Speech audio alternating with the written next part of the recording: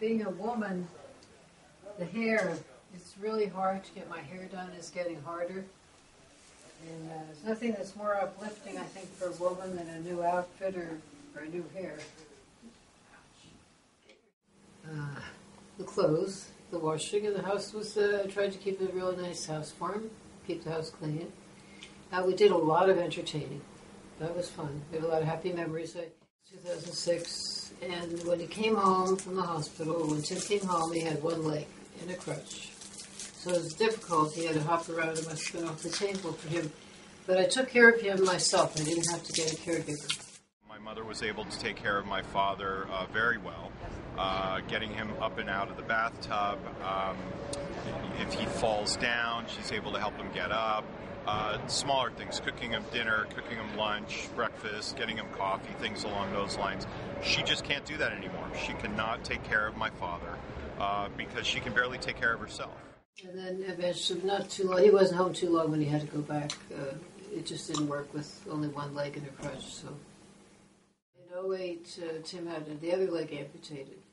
That's when I got the caregiver in. And she came in the beginning just to do housekeeping. The caregiver came full-time.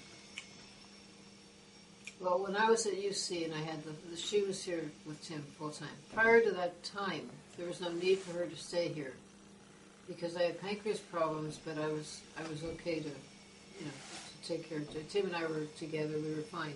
So when I had the fall, I called her and I said, Rhoda, can you please work full-time, day and night, and be there with Tim because he shouldn't be alone, with the prosthetic legs.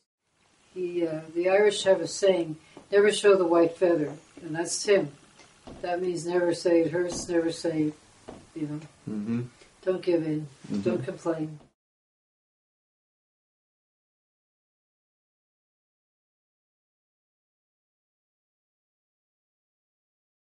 Everything changed after Joan fell up at UC and she fractured her back. It's been all downhill ever since then.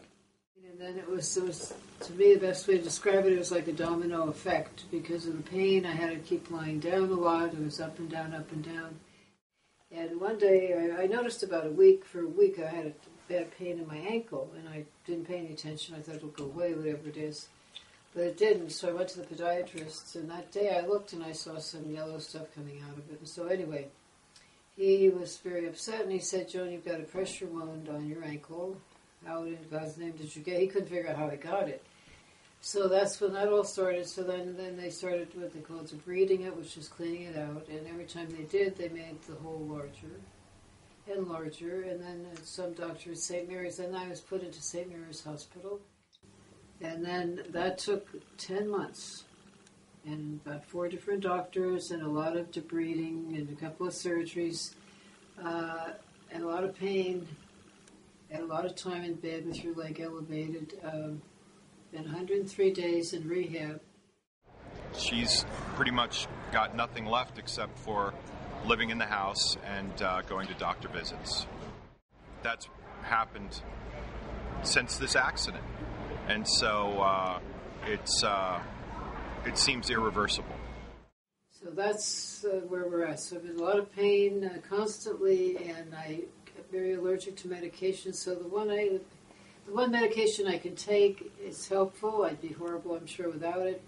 But it doesn't, like this morning, well, I might as well not have had anything. I mean, today's been a bad day, pain-wise, and yesterday and the day before. They sent her home. They said, you just pulled a muscle or something. And anyway, she was in so much pain, we had to send her over to St. Mary's.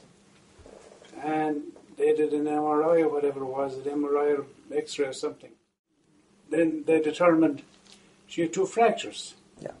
You see, people said she had no fracture. Even her back to this day. I don't think it ever completely, I don't know, whatever it is, it's never been the same. So the only time that she's able to carry her grandson now again is if she's sitting down in a chair. And even then, she's in pain. She isn't able to hold on to him very well. I can tell that she's struggling to do that. And it really basically takes away the one thing in her future life that she's been looking forward to for the last 25 years. So it's extremely depressing, and I only wish that hadn't happened to her, because then she'd be able to hold my grandson and carry him around, and she really can't babysit. So that's how it's affecting her grandson and my son. But yeah, the outside world I miss. I miss not being able to go to church. Yeah, they have a mass on TV, but that's not the same, you know. Mm-hmm. So, and I feel bad for Tim. I wish that I could. But never mind me. We're talking about you. So, but anyway, I never thought the day would come when I would not be able to do my own washing and make my own beds. The day has come.